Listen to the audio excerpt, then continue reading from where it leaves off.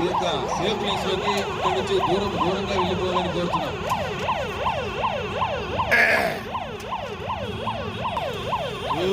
Fire అయినట్టు fire అవుతుంది building. Fire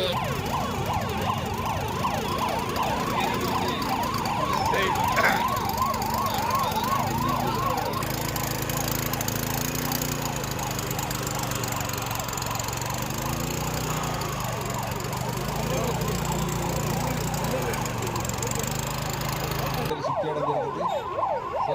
fire వాళ్ళు ఇమీడియట్ రెస్పాండ్ అయ్యి కూడా సోదా చేసి తిరిగి రావడం అయింది.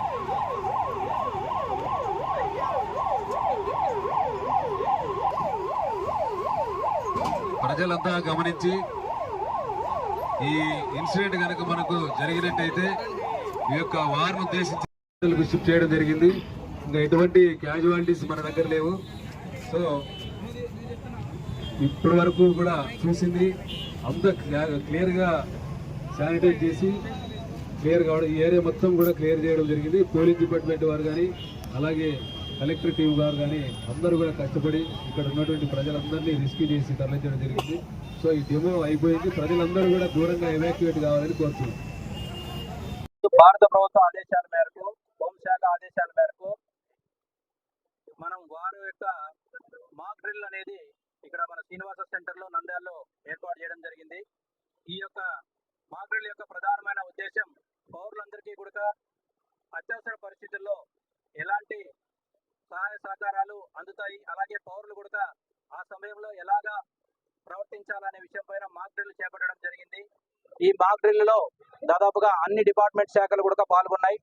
ముఖ్యంగా ఫైర్ కానీ, పోలీస్ కానీ, తర్వాత రెవెన్యూ, అలాగే మున్సిపల్ డిపార్ట్మెంటు, తర్వాత R&B డిపార్ట్మెంట్ తరఫున అందరూ అధికారులు ఇక్కడ ఎవాక్యుయేషన్ కి సంబంధించిన మాక్ డ్రిల్ లో పాల్గొన్నాము. ప్రతి ఒక్క శాఖలు, ఎలక్ట్రిసిటీ డిపార్ట్మెంటు, అన్ని శాఖలు కూడా వారి వారి సహాయ సహకారాలు అందించి ఈ మాక్ డ్రిల్ లో ప్రజలందరికీ కూడా అవేర్నెస్ చేస్తూ ప్రజలు కూడా అప్రమత్తంగా ఉండాలి, ఇలాంటి సమయాల్లో ఒకరికొకరు సహాయం చేయాలని చెప్తూ, అలాగే మెడికల్ శాఖ వాళ్ళు కూడా అంబులెన్సెస్ ద్వారా ఆ యొక్క చెత్తగార్తులను తరలించేదానికి కానీ అందరూ కూడా ప్రతి ఒక్కరు కూడా ఈ మాక్ డ్రిల్ లో పాల్గొని ప్రజలకి ఈ యొక్క మాక్ డ్రిల్ ని ప్రత్యక్షంగా చూపించడం జరిగింది. భవిష్యత్తులో ఇలాంటి ఏవైనా సరే అత్యవసర పరిస్థితులు కానీ ఇలాంటి ప్రమాదాలు కానీ ఏర్పడినప్పుడు ప్రజలందరూ కూడా సహాయ సహకారాలు అందించి అన్ని ప్రభుత్వానికి ఈ యొక్క సహాయక చర్యలు ఏవైతే చేపడతామో దానికి అందరూ కూడా తోడ్పాటు అందించాలని చెప్పి కోరుకుంటున్నాము. అందరికీ థ్యాంక్ యూ.